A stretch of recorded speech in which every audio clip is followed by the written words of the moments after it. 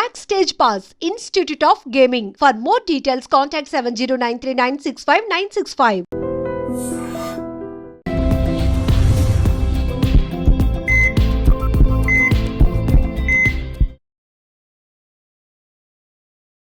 నమస్తే, welcome to healthy conversations with ఐడ్రీ media. ఈరోజు మనతో ఉన్నారు వంటింటి చిట్కాలకు కేర్ ఆఫ్ అడ్రస్ అయిన మధుసూదన్ శర్మ గారు.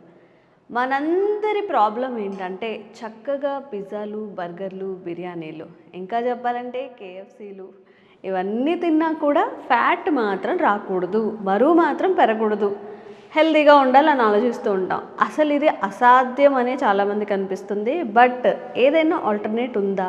మనం ఎంత జంక్ ఫుడ్ తిన్నా కానీ హెల్దీగా ఉండే ఆప్షన్స్ ఏమైనా ఉన్నాయా? ఈరోజు తెలుసుకుందాము. నమస్తే అండి, ఎలా ఉన్నారు సార్? సో ఎంత తిన్నా, ఏం తిన్నా కానీ హెల్దీగా ఉండాలి అనే ఒక ఆప్షన్ ఏదైనా ఉందా?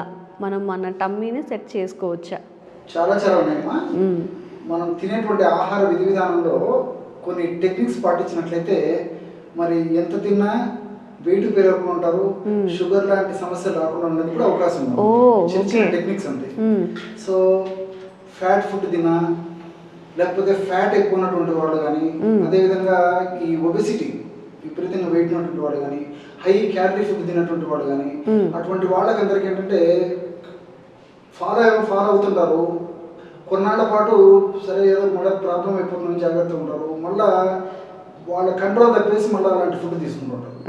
సో అటువంటి ఫుడ్ తీసుకున్నప్పటికీ కొన్ని టెక్నిక్స్ పాటించడం ద్వారా మరి ఆ వెయిట్ పెరగకుండా ఉంటారు, షుగరు పెరగకుండా ఉంటుంది, అదేవిధంగా ఒబెసిటీ ఇలాంటి సమస్యలు రాకుండా ఉంటాయి, కొలెస్ట్రాల్ ఇలాంటి సమస్యలు రాకుండా ఉండేది కూడా అవకాశం ఉంది. సో దీనికి మంచి మార్గం అమ్మా చియా సీడ్స్. సో ఈ మధ్యకాలంలో ప్రపంచవ్యాప్తంగా విపరీతమైనటువంటి క్రేజ్ చియా సీడ్స్ మీద వచ్చిందమ్మా. సో గ్రామ ప్రాంతాలు, పట్టణ ప్రాంతాలు, నగరాలతో నిమిత్తం లేకుండా ఇంచుమించు అన్ని ప్రాంతాలు కూడా ఈ చియా సీడ్స్ మార్కెటైజ్ చేస్తున్నారు, అందుబాటులో కూడా ఉంటున్నాయి. సో ఈ చియా సీడ్స్ కి ఆసక్తి ఉందమ్మా. సో నిజంగా చెప్పాలంటే మా చియా సీడ్స్ లో ఒమేగా 3 ఫ్యాటీ యాసిడ్స్ విపరీతంగా ఉంటాయి. ఇప్పుడు ఫైబర్ కంటెంట్ గా కూడా యూజ్ అవుతుందా అండి మనకి? ఓకే, అదే నేను చెప్పబోతున్నాను. సో ఈ ఒమేగా 3 ఫ్యాటీ యాసిడ్స్ అనేసరికి చాలా మంది ఫిషెస్ గురించి ఆలోచన చేస్తారు. సో 100 గ్రామ్స్ చేపలు తీసుకున్నట్లయితే 250 mg chia seeds, 250 mg omega 3 fatty acids ఉంటాయి. ఓకే. సో వీటికంటే ఎక్కువగా మరి వాల్నట్స్ ఉంటాయి, వాల్నట్స్ కంటే ఎక్కువగా అవిసె గింజలు ఉంటాయి, అవిసె గింజల కంటే ఎక్కువగా చియా సీడ్స్ ఉంటాయి. ఓకే. సో వాల్నట్స్ లో ఫర్ ఎగ్జాంపుల్ 100 గ్రామ్స్ వాల్నట్స్ తీసుకున్నట్లయితే 9 గ్రామ్స్ ఈ యొక్క ఒమేగా 3 ఫ్యాటీ యాసిడ్స్ ఉంటే, అట్లే ఫ్లాక్స్ సీడ్స్ లో దాదాపు 13 గ్రాములు ఈ ఒమేగా 3 ఫ్యాటీ యాసిడ్స్ ఉంటాయి. ఓకే. సో ఈ చియా సీడ్స్ లో 18 గ్రామ్స్ ఒమేగా 3 ఫ్యాటీ యాసిడ్స్ ఉంటాయి. సో జనరల్ గా మరి ఇంత ఫ్యాట్ ఉన్నప్పుడు ఆల్రెడీ ఫ్యాట్ ఫుడ్ తీసుకొని మళ్ళీ ఇంత ఫ్యాట్ ఉన్నటువంటి ఇలాంటి పదార్థాలు తీసుకోవడం వల్ల ఫ్యాట్ పెరిగిపోతుందని చెప్పేసి చాలా మంది డౌట్ వస్తుంది. అవును అవును. కానీ ఇక్కడ ఒక రహస్యం, చిదంబర రహస్యం. సో ఇక్కడ ఏంటంటే అందులో ఈ యొక్క ఒమేగా 3 ఫ్యాటీ యాసిడ్స్ తో పాటు 32% ఫైబర్ ఉందన్నమాట. అది దీని యొక్క ప్రత్యేకత. ఓకే. సో ఈ ఫైబర్ ఎక్కువగా ఉండడం చేత ఏం జరుగుతుందమ్మా, మనం తీసుకున్నటువంటి ఆహార పదార్థాలు ఉన్నటువంటి ఫ్యాట్ కంటెంట్ ఏదైతే ఉందో, కొవ్వు పదార్థం ఏదైతే ఉందో, ఆ కొవ్వు పదార్థం చాలా చాలా నిదానంగా 50% మ్యాక్సిమం జీర్ణమయ్యేందుకు ఈ యొక్క ఫైబర్ ఉపయోగపడుతుంది. ఓకే. సో మిగతా 50% అంతా బయటకు విసర్జింపబడుతుంది. ఓహో, ఓకే. అది ఇక్కడ మనం గమనించాల్సింది.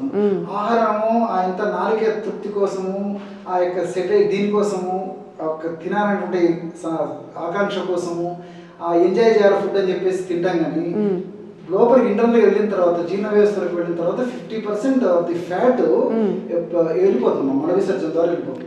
జీర్ణం కూడా కాదన్నమాట, తొందరగా బయటకు. అంటే మొత్తం అసలు ఇప్పుడు ఏ ఫుడ్ మనం తిన్నా కానీ మన మొత్తం డైజెస్ట్ అవ్వదు, కొంత వెళ్ళిపోతూ ఉంటుంది బయటకి. ఓకే, వెళ్ళిపోతుంది. సో ఈ యొక్క ఫైబర్ ఉన్నటువంటివి తీసుకోవడం వల్ల ఏమంటే ఎక్కువ శాతం వెళ్ళిపోతుంది. ఓకే, చాలా మంది తెలియదు. సో 32% ఈ యొక్క చియా సీడ్స్ లో ఫైబర్ ఉంటుంది అన్నమాట. సో దీనివల్ల ఏంటంటే మరి ఆ ఫైబర్ ఉన్నటువంటి చియా సీడ్స్ తీసుకోవడం వల్ల నేను ఇంతకుముందు చెప్పినట్లు ఫ్యాట్ పర్సెంట్ ఆల్మోస్ట్ 50% బయటకు వెళ్ళిపోతుంది, నూనె కొవ్వు ఇలాంటివన్నీ కూడా. రిమైనింగ్ 50% కూడా చాలా స్లోగా బ్లడ్ లో కలిసిపోతాయి. దాని యొక్క ప్రభావం కూడా అంత చెప్పుకోదగ్గ పద్ధతి ఉండాలన్నమాట. ఇది జనరల్ గా తెలుసుకోవాల్సింది. ఇక్కడ మరొకటి ఏంటంటే ఇప్పుడు ఆహారం తీసుకునేటప్పుడు ఎప్పుడైనా సరేమా, ఉదయం కానీ మధ్యాహ్నం కానీ రాత్రి కానీ ఫస్ట్ సలాడ్స్ తో ప్రారంభించి, సలాడ్స్ లో అంటే కీరా, తర్వాత క్యారెట్, టమోటా ఇలాంటివి సలాడ్స్ లాగా చేసేసుకున్నాం. తర్వాత ఉల్లిపాయలు, ఇందులో ధనియాల పొడి, జీరా పొడి, కాస్త మిరియాల పొడి, తర్వాత ఈ నిమ్మ రసము ఇలాంటివన్నీ వేసేసి, బీట్రూట్ కూడా వేసుకోవచ్చు మనం. ఇలాంటివన్నీ అవన్నీ వేసేసుకుని అందులో chia seeds, so chia seeds ఒక 15 నిమిషాల సేపు ఒక 2 లేదా 2 or 3 టీ స్పూన్స్ వాటర్ నానబెట్టేసేసి ఆ నానినటువంటి చియా సీడ్స్ కూడా అందులో వేసేయాలన్నమాట. ఓకే, వేసి తినేసేయడం అంతే అంతేమా.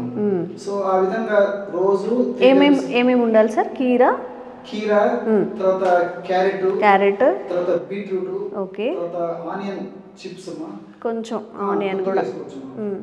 ఆనియన్ చిప్స్ అంటే ఆనియన్ చిప్స్ కాదండి, ఆనియన్ స్లైసెస్ చేసుకొని వేసుకోవాలి.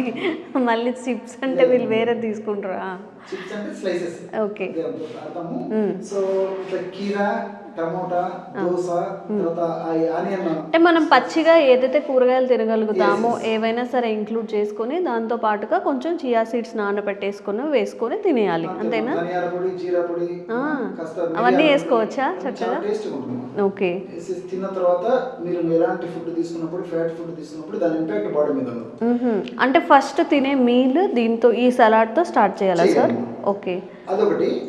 సెకండ్ ఆప్షన్ ఏంటంటే మనం తీసుకునేటువంటి ఆహారంలో కూడా ముఖ్యంగా ఫర్ ఎగ్జాంపుల్ ఈ రోటీ లాంటివి తీసుకున్నాం అనుకోండి, రోటీ కానీ చపాతీ కానీ ఇట్లా పుల్కాలు కానీ ఇలాంటివి తీసుకున్నప్పుడు ఏం చేయాలంటే అందులో తయారు చేసుకున్నట్టు ఈ కూరలు ఏవైతే ఉన్నాయో ఆ కూరలో ఈ చియా సీడ్స్ కలిపేసేసి ఆ రోటీని కూర నంచుకొని తీసుకోవాలి. చియా సీడ్స్ అంటే నానబెట్టిన చియా సీడ్స్ కలిపేయాలా? ఓకే. 2-3 స్పూన్లు చియా సీడ్స్ నానబెట్టేసేసి మనం కూర తయారు చేసుకుంటాం కదా, ఆ కూరలో ఇందులో వేసేసి అయిపోయిన తర్వాత కర్రీ మొత్తం అయ్యాక 1 స్పూన్ అలా వేయాలా అందులో? 2-3 స్పూన్లు చియా సీడ్స్ అందులో నానించినటువంటి వాటిని వేసేసి, సో రోటీ ప్లస్ ఇది కాంబినేషన్ తో తీసుకోవాలి. ఈ విధంగా తీసుకోవడం కూడా ఒక ఆల్టర్నేషన్. సో ఎలా వీలైతే అలాగమ్మా. సో రోజు కనీసం 2 times అమ్మా, 3 times వీలైతే మరీ మంచిది.